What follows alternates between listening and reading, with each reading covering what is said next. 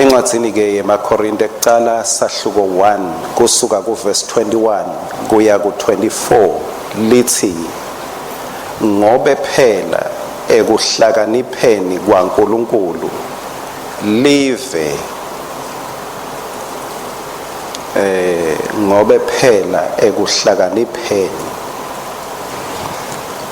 live alizange limati uNkulunkulu ngekuhlakanipha kwalo hayi ekuhlakanipheni kwaNkulunkulu live alizange limati uNkulunkulu ngekuhlakanipha kwalo. Lokho kusho ukuthi live linayo inhlakanipho, kepha inhlakanipho yelive ayimendi umuntu amati uNkulunkulu. Bese lichubeka lithi kwaba kuhle kuye kusinzisa labakholwako ngentshumayelo lebulima, hayi ngentshumayelo yetilima kepha ngentshumayelo lebulima. Verse 22 ngobe emaJuda afuna tibonakaliso kanzi emaGreki Gentiles wona afuna kuhlakanipha signs and wonders. Verse 23 kodwa thine sishumayela Kristu abethelwe esiphambanweni, sishumayela Kristu abethelwe esiphambanweni. Lo sikhubekiso kumaJuda nebulima kubetive Gentiles. 24 kodwa kulabo lababitwe kumaJuda nakumaGreki sishumayela Kristu longemandla aNkulunkulu nekuhlakanipha kwaNkulunkulu. Amen. Sishumayela Kristu longemandla aNkulunkulu aphinze abe yinhlakanipho yaNkulunkulu. Ku 1 Corinthians chapter 1 Korinte kuqala sahluko 1 verse 17 khona solongiso sahluko kubuyabuyele emuva nje lithi ngobe mine Kristu akangithumelanga kona kuyawubhaphathisa. Akusho ukuthi kuwrong ukubhaphathisa, kepha Paula ukhomba ukuthi inkonzo akukamele isime ngamuntu munye. Uthi lo munye uyasho ukuthi yena bekuyini ifocus yakhe, kodwa wangithumela ukuthi ngiyawushumayela livangeli, hayi ngekuhlakanipha kwemavi funa. Lawo magama lawo wathwebela enhlitweni yakho noma eBhayibhelini ngiyathi etingcingweni kuma iPads angeke akuthwebeleke kumbe, but mangabe nje usenalo iBhayibheli uhle nje uthi huyi ebalayini funa sendiwe lide siphambano sakhe, funa sendiwe lide siphambano sakhe. Ku amplified version lithi for Christ the Messiah sent me out not to baptize but to evangelize by preaching the glad tidings, the gospel, and that not with verbal eloquence, lest the cross of Christ should be deprived of force and emptied of its power and rendered vain, fruitless, void of value, and of no effect. uNkulunkulu umbula ngalenceke ukuthi ayishumayele ngaKristu ngoba ungemandla aphinze abe inhlakanipho yaNkulunkulu. Ishumayela Kristu abethelwe esiphambanweni. Sihloko sami sithi trust the cross of Christ, for it is the power of God. Themba emandla esiphambano saKristu ngoba singemandla aNkulunkulu. Mawelela ngesheya kusahluko 2 khona la kumaKorinte kusuka kuverse 1 kuya 4. Nami bazalwane ekufikeni kwami indzaba yaNkulunkulu leyimfihlakalo angizange ngiyimemetele ngebungcweti nangenhlakanipho, ngobe ngathi misela kuthi angiyukwati lutho lolunye emkhathini wenu ngaphandle kwaJesu Kristu, naye ngimati abethelwe esiphambanweni. Naye ngimati abethelwe esiphambanweni. Verse 3, ngangihlethi nani nginebuthakathaka nekwesaba nekuthuthumela lokukhulu, kukhuluma kwami nekushumayela kwami akuzange kube ngemavi ekuhlakanipha lokuhungako noma lokuhunganako, kodwa kwaba sibonakaliso samoya nesemandla. Kwaba sibonakaliso. Lo mhlaba lesiphila kuwo usetandleni, usemandleni lamaningi. Lize lithi kuJohane wekucala 5:19 umhlaba ungaphasi kwembuso noma kwemandla esitha, under the power of the evil one. The evil one lapho may not necessarily be the devil, kepha kusho i-influence yesono ngoba phela Sathane sewehlulwa. Lo mhlaba lesiphila kuwo indvo loyikhanza ichilite bantfu, ibangele abantu bangaphilelani kahle, kune influence yesono kulo mhlaba. Kunyakata aliphumi lingasho aliphumi liyoshona, akusi kungenatindzaba letimbi than letinhle. Lo mhlaba uphila ake ngithi ngemabomu ethundini lemandla esono. Lemandla esono. Kungako ungabe uyakholwa ungabe awukholwa, there is an impact of evil in this world. Lo mhlaba uphila lapho. So kuphinze kube nemandla emave lamanye, emandla awo asetikhaleni tawo, their weapons. Kunemave lanetikhali lekuthiwa tingashaya ticitse konke emhlabeni, tikhali lesimanga solo tiyendiwa, kepha labanye kumbe solo akayi kuyawukulwa, kepha tikhali solo tiakhiwa. Hayi tekulwa nemabhubesi, kepha tekulwa nalabanye bantfu. Power of nations is in their weapons. Kuphinze kube nemandla emali. Umuntu lonemali unemandla. Noma ngabe ayikho la khikhini, makangangena nje kuthi hayi nangisoza imali, uva kunyakata emandla ayingekho ekhikhini. Power.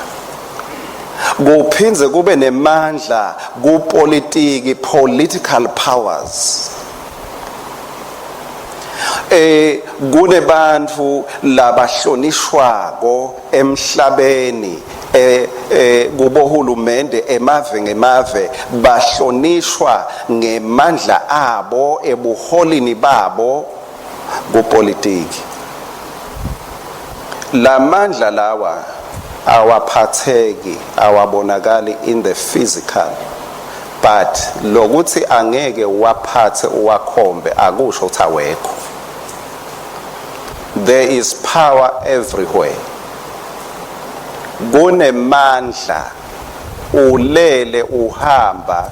LiBhayibheli likhuluma ngemadodana askeva ukuthi ahlaselwa ngemandla, bababona bagijima but kude bebakubona kubacosha, bathi bona bebagijima base bashaywa ngiloku bekubaqosha kunemandla kwabashaya kwazo kwabakhumula ngisho impahla. Lokuthi lamandla bekangabonakali physically akusho ukuthi akekho, kuyabonakala kusebenza kwawo.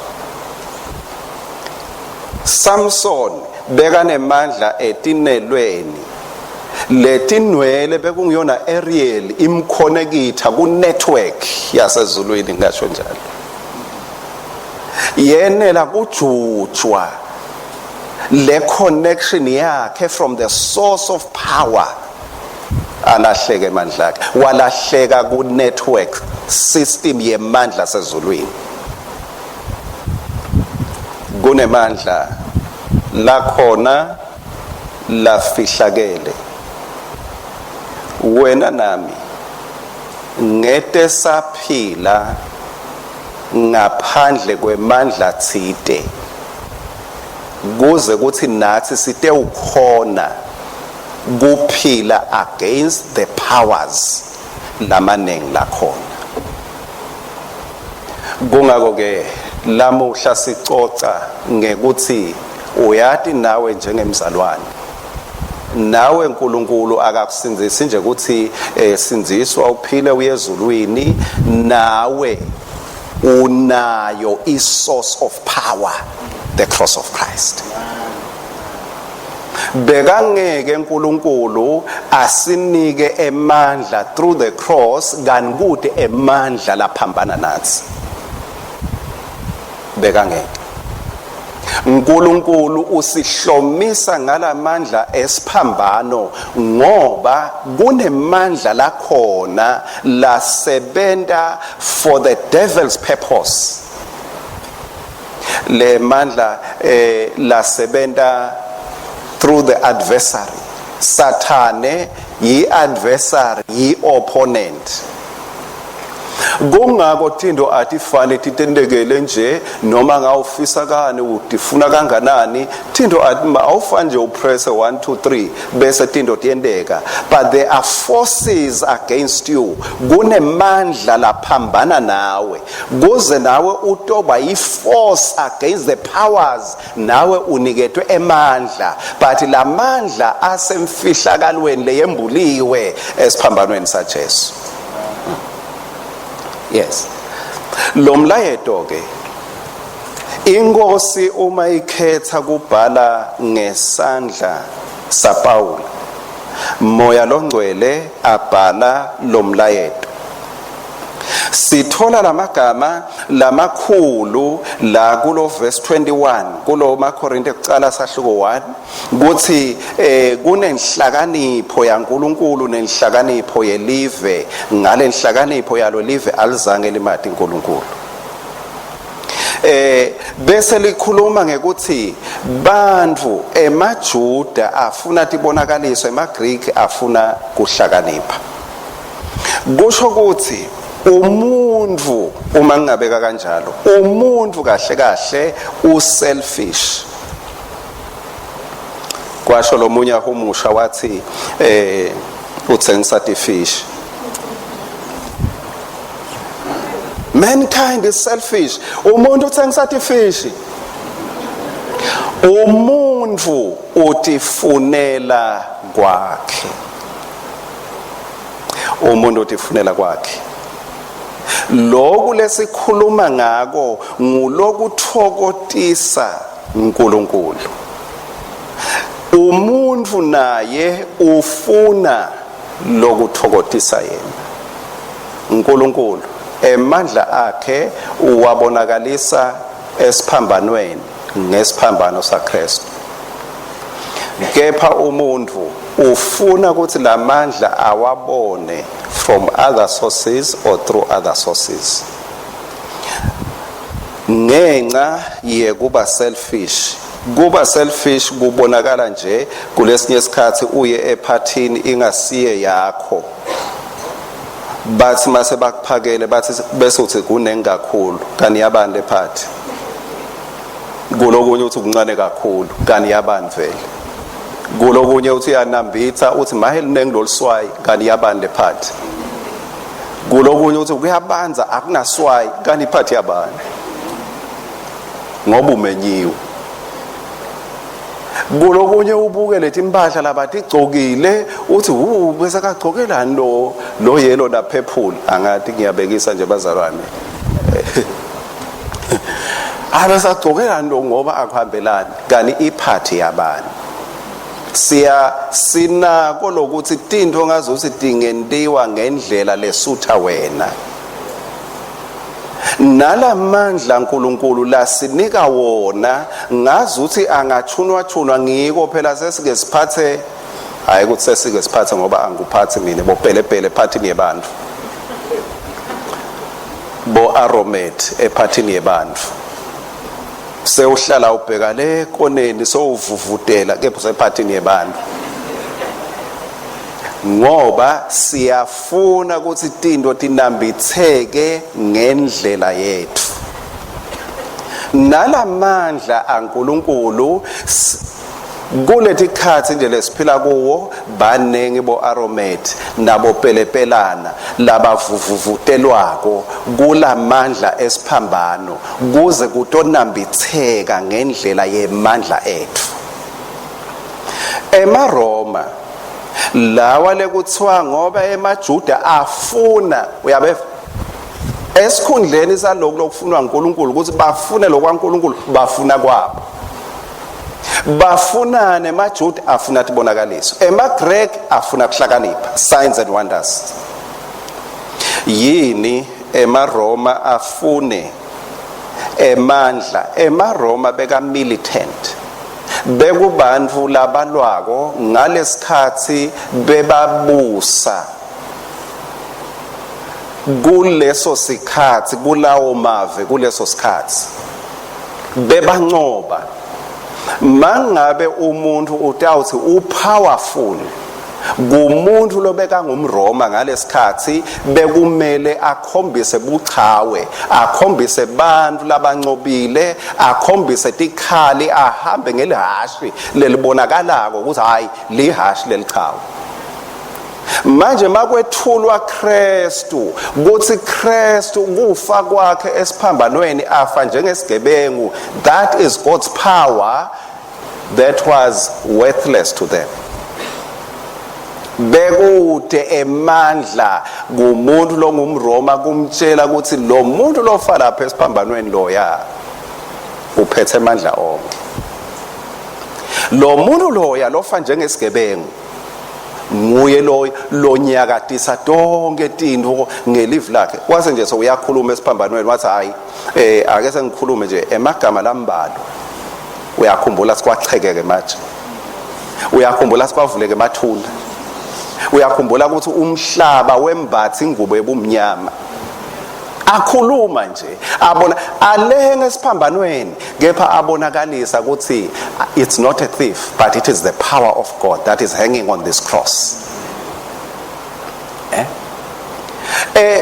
eMaroma afuna lolo hlobo lwebantu bese emaJuda wona bekafuna umuntu lotawukwenda tibonakaliso inhlakanipho signs and wonders miracles but just bekawenda kepha inkinga azange emaJuda amnambitha Jesu bekangamthanzi Jesu ngako ke ngoba bebangamthanzi Jesu nalabe bekakwenda bakufaka embhenini bathi akusiko lo sinendlela yethu lesifuna kubona ngayo ukuthi lo muntu lo ungumesiya mbamba hayi lo hamba avule emehlo ethi imbumbutho sibe sicinzetelwe ngeMaroma bebane luhlobo lwemuntu nesifiso sekubona emandla aNkulunkulu eta ngendlela yabo nathi lamuhla asibe ngilabacaphelako ngekwemukela emandla lathokotisa uNkulunkulu. Usho njalo verse 23, kodwa thina sishumayela Kristu abethelwe esiphambanweni. Lo Kristu uyinhlakanipho. Lelinye likhuluma ngekuthi it pleased God, kwamthokotisa uNkulunkulu ukuthi emandla akhe wethule emhlabeni ngekuthi Jesu ayokufa esiphambanweni. Kwamthokotisa uNkulunkulu, kwamthokotisa uNkulunkulu. Umnikati wephathi ujabulile ngekwethula emandla ngendvodzana yakhe ilenge esiphambanweni. Sesingeta-ke nabo aromet bethu, kepha umnikati welizulu nemhlaba uyajabula ukuthi indvodzana yakhe ilenge esiphambanweni to demonstrate the power of heaven. Ibonakalisa emandla asezulwini. Esikhatsini lesiphila kuto, ingceku yenkosi ithi funa uma ngabe lamandla aNkulunkulu ngingawaletha ngekuhlakanipha kwemavi, funa sendiwe lite siphambano sakhe. Uma ngabe ngingaletha liqiniso laNkulunkulu ngekuba eloquent, ngekuba libeka, uthi Paula funa abantu balandzele lenhlakanipho yami yekuba libeka, ngoba ema-philosophers tihlakaniphi tati talesikhatsi temaRoma, ngathi emaGrek, yes emaGrek solo ngemaRoma ngoba bantu betifu, Gentiles, Greeks, Romans under one class, bese kuba ngemaJuda bekuhlukaniswa kabili. Labantu emaGrek bekubantu bebanenhlakanipho of philosophers, bafunzi labakhulu bebachamuka lapho, imfundo lenkulu yayichamuka lapho. Paula uthi kushumayela livangeli akuti akwethulwa ngenhlakanipho nelikhono lekuhlanganisa emagama nema-sentence. Oh, hallelujah, hallelujah. Akabonga Jesu. Yes. Uthi Paula ngamoya longcwele livangeli alihanjiswa i-power of speech, alihanjiswa ngema statements lang 5 lo washo ungaphefumuli. La magama ekuthi akalihambisi ngekuhlakanipha ngema philosophers aleso sikhathi bebathi bona mabakhuluma lekungacishe kusonza sonzele ngalesinye isikhathi kubosopolitiki, bebathi mabakhuluma lendlela hlanganisa ngayo lama sentence ubese ugadza iresponse lethite ngaloku lakusho. Abheke ukuthi lokhu ngibeke ngahlanganisa ematem ngalendlela, something must happen. Uthi Paula livangeli lengilishumayelako alisi emandla ekuchukuluta umuntu, kepha lingemandla aNkulunkulu ekushintsha umuntu. Power to change, not power to excite, but power to transform a life. Leli vangeli uthi Paula angifuni ngenhlakanipho through eloquence, bese ngemuka emandla lasesiphambanweni. Funa abantu balandzele Paula lolibeka, bakhohlwa ukuthi uNkulunkulu ulibeka ngesiphambano. Mntwana sekhaya, mangabe uke ubongwe ubatshadwe ngekuthi you are powerful, ubosheshe usithele egumeni lakho lekusithela uthi Nkosi, it's because of the cross. Funa siphambano singcunulwe ngekuthi wena uthathwa ngekuthi powerful.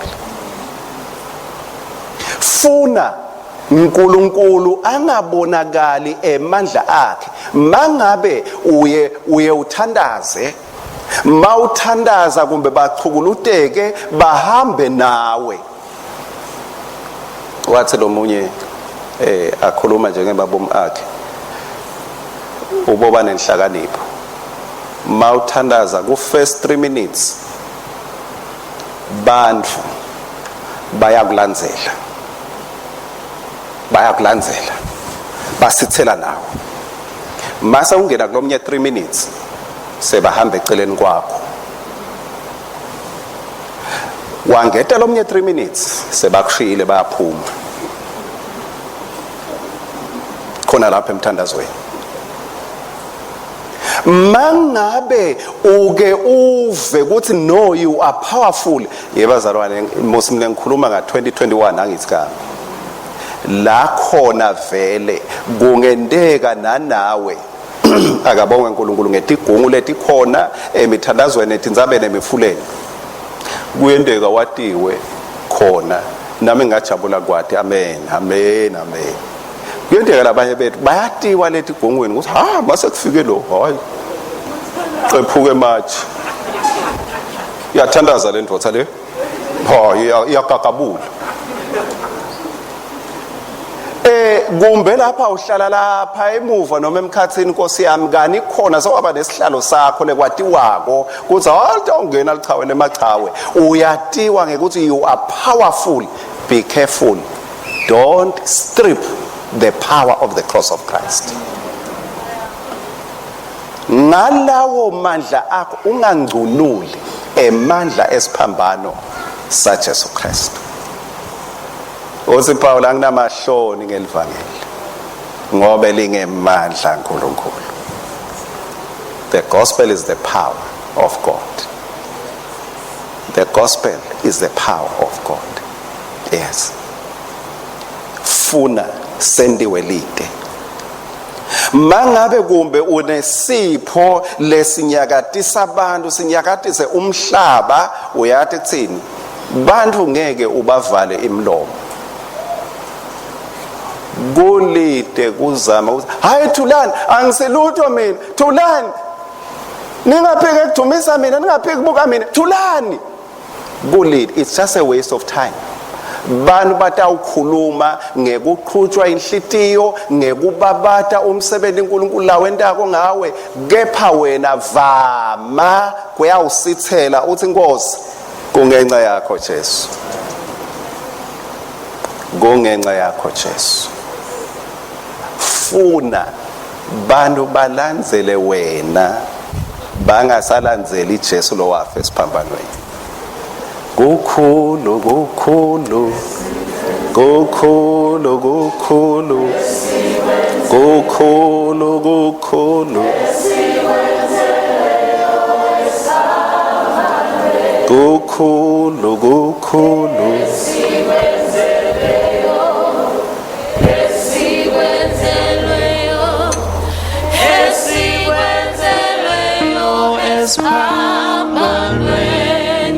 litsile libhayibheli kwamthokozisa uNkulunkulu kubonakalisa emandla akhe, kepha wawabonakalisa ngendodzana yakhe ile ngesiphambanweni.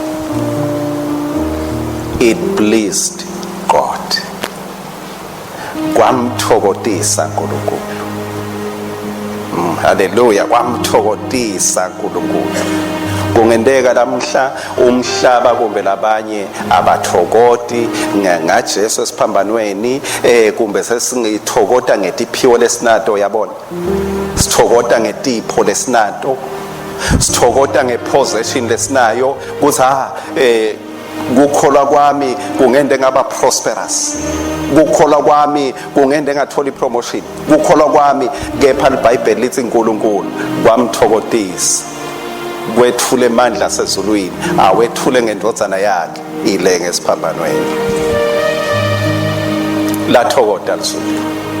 Yey, phela uNkulunkulu bekangathokota kwethule amandla akhe ngekuthi Jesu eme kanye nje bese umhlaba wonke wenta so. Bantu babringe bathi abukele uNkulunkulu wathi yes, my son has come, my son has arrived. Kepha lithi uNkulunkulu kwamthokozisa kwethula indodana yakhe ethule amandla asezulwini on the cross. Mayifa indodana ingabukeki ithwele umchelo wemanyeva, mayifa indodana ihlekwa ikhafulelwe ingabukeki yenyanyeka emhlabeni. Wathi uNkulunkulu, this is my power, I'm availing my power. Ucaphele mntwana sekhaya, ungafaki bo aromate, ungaphathi uwendele ukuthi lokutawujabulisa wena kanti iphathi ayisiyo yakho. Leli vangeli alisilo lethu, livangeli laNkulunkulu alidzingi bo aromate, alidzingi bomnanzi bakho nami. But angisho ukuthi kungabi mnanzi bazalwane ukuthi kube singwangwa nje, but akuthi kumnanzi kube centered around what the Lord has done. When I remember what the Lord has done, kungako ngicela kunitshela bazalwane, ngeke uphelelwe ngemandla mau connected to the source of power. Lasiphambano saJesu waba carried ngalamanye emandla, you are going to lose power, you are going to lose hope. Utolahlekelwa lithemba, utolahlekelwa kukholwa, ngoba utawucabanga ukuthi tintfo ade kulungela ade kuhambeli kahle. There is power, wonder working power in the blood of the Lamb. Kunemandla lamangalisako. Siphambano simemetela emandla aNkulunkulu. Angigcine ngekuthi emavi enhlakanipho, brilliant speeches, words and phrases that attract audiences, kungemavi langenda bandvu bete la kuna Richard khona. But uthini Jesu? Uthi uma ngiphakanyiswa mina, John 12:32, uma ngiphakanyiswa mine ngidabathonsa abantu, ngibathonselekile. Uma ngiphakanyiswa mina, uma ngiphakanyiswa mina, praise God ngabo Pastor R, praise God ngabo Pastor so and so, praise God ngabo Apostle so and so. But let us remember, one person must be lifted up. Uthi uma ngiphakanyiswa mine, bangathonseleka abantu phasi kweliphahla lwendlu, kepha bangathonseleki kuNkulunkulu. Uthi Jesu mangiphakanyiswa mina, ngidawubathonsa abantu. Ngiphakanyiswa nguphi? Angiphakanyiswa nginyathela lwandle, angiphakanyiswa ngithulisa storm, angiphakanyiswa ngimultiply tingwa. Mangiphakanyiswa esiphambanweni lesibuka silihlazo, kusuke kwethulwa emandla asezulwini. Ngaleso siphambano, no wonder liBhayibheli baseKolose 2:15 lithi babusi nalaba benemandla wabemuka tikhali, wabathela ngelihlazo ebaleni, abehlula ngaso siphambano, abehlula ngaso siphambano.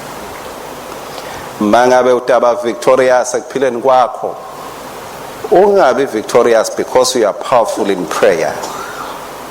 Jesu lithi ngithemba ningiva kahle, angisho ukuthi don't be powerful in prayer, ningiva kahle boss. Yeah, ningangiva kahle. Kepha ngithi kuba powerful kwakho in anything kungemuki emandla esiphambano, nekuthi lesiphambano liBhayibheli lithi sisebentile kwehlula powers, rulers, authorities. Lawa wena lobhekana nawo lamuhla. So, why don't you use a weapon that has already worked?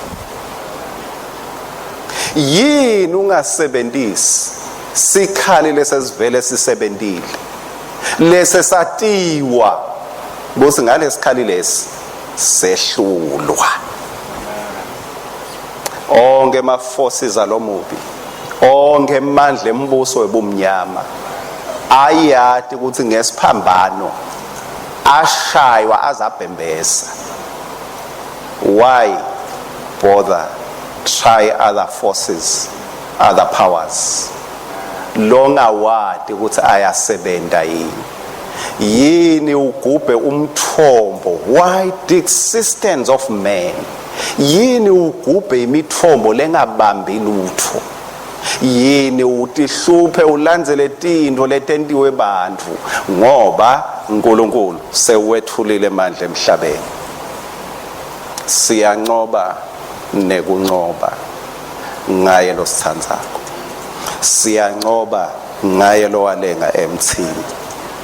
Kwangathi imthandazo yakho neyami ngiye ngithandaze, ngitame kuthandaza imthandazo kuyenteka ibe midze, kepha mangabe lilanga lingakabi lihle ngikhanze ngazi ukuthi angikhona ukuthandaza mangikhuluma eliqiniso lesiphambano saJesu ngisuke ngithandazile. Very powerful prayer. Ngoba emandla ekuthi kwenteke lutho.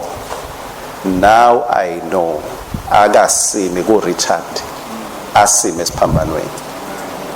Kungako nanoma ngibani angasinqoba sono, anganqoba the powers and principalities of Satan. Ngoba it does not lie with men. Futhi akukho emagameni ekuba eloquent ekuthenini hayi ngilalele libeka lamhla liyakhona kuyibeka indzaba. It is in the power of the cross. Siphambano saJesu. So wena nami kuncoba kwethu kuse kubongeni Nkosi Jesu, ngiyabonga emandla sezulwini lowalethile emhlabeni. Ngako nami konke lokwancotshwa ngesiphambano nami ngiyakuncoba. Don't try to be anything else. Try only to be a person who appreciates. Zama kuba ngumuntu lophila ngekumukela nangekuthakasela lasakwendile uNkulunkulu. Amen.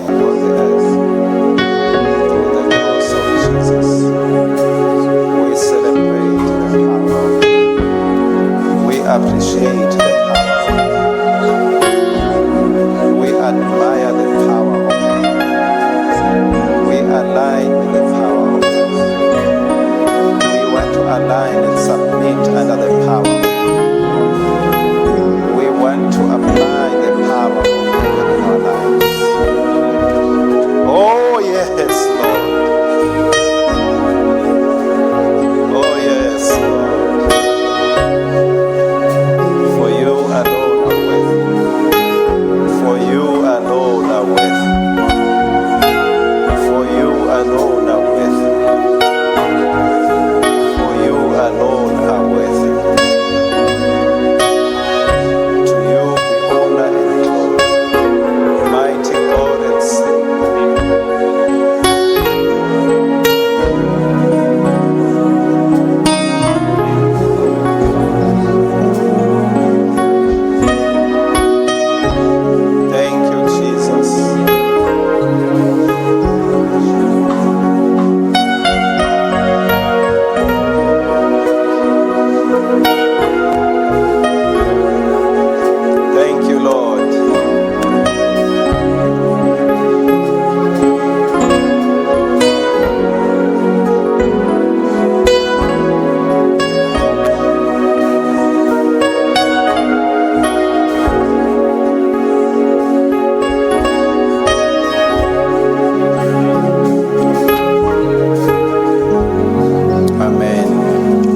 ngisacimetile bekungaba kuhle kakhulu lamuhla njengaloku nawe ukhona kulomhlangano lomkhulu nalomgcoke emlandweni wemhlaba la inkosi yethu lengiJesu Kristu wafa ethule amandla ekusinzisa umuntu ngengadi yakhe avula likhethini ladzabuka kusuka etulu kuyawuphuma phasi avula ukuthi umuntu sekangaba nenhlanganyelo fellowship with God.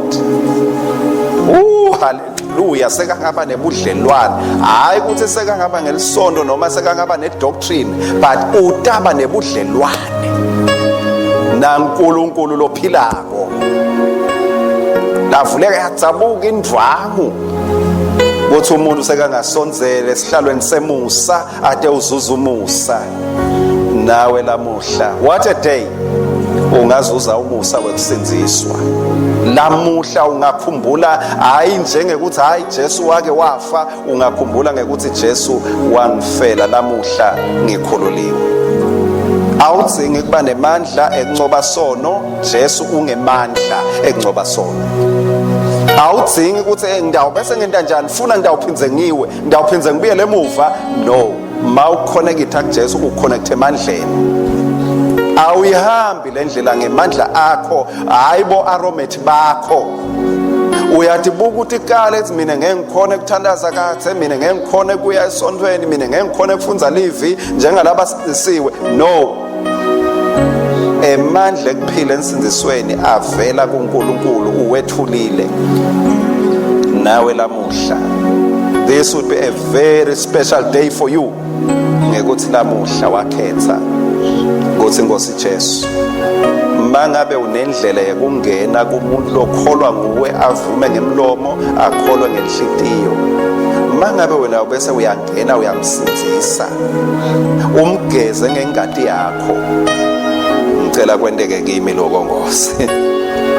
Ngicela kuphuma ngingilomangaliso namhla. Ngicela Nkosi kuphuma ngingilomangaliso.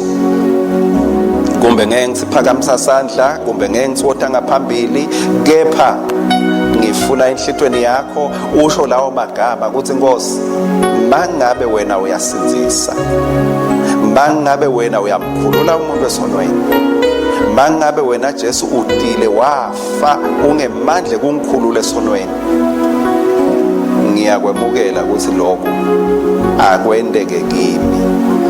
Angifuni ukubona kubantu labayesondweni, kepha ngicela kwendeke kimi.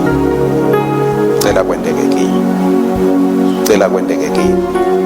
Inkosi yemusa ngaleso sinqumo losente emfihlakalweni. May God honor your decision and commitment. Kwangathi bewungethe wabuyela emuva. Kwangathi kungaba khona lotamthinza kuze kuthi utophumele ebaleni usitakale ngalokuchubekayo. Blessed be the name of the Lord. Bese kuloyo lokholwako, may this day be a revival. Mangabe bese kunemandla langetulu kwemandla esiphambano. Kumbe bese ukhohliwe ukuthi hanawo unemandla na. Siphambano sa Jesu ngumakhundu wakho. Sasebenda kuchitha emandla esitha. Sasebenda kuchitha authorities and powers of darkness nakuwe lamuhla. May it be a revival. Kuthi mangabe khona la sitha bese kungathi siyabusa khona.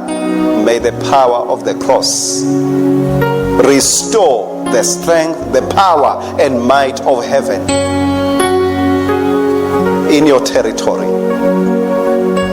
Ingati ya Jesu ayichubeke inyenyete kuthula enhlitweni yakho. Mangabe khona bekungasakulalisi. May the power of the cross introduce power that will make you sleep like a baby. Enjoy the peace of the cross. Enjoy the blood of Jesus that was shed for your sin. Leyo ngati ayichubeke inyenyete kuthula. Shalom and prosperity of heaven by the blood of Jesus Christ.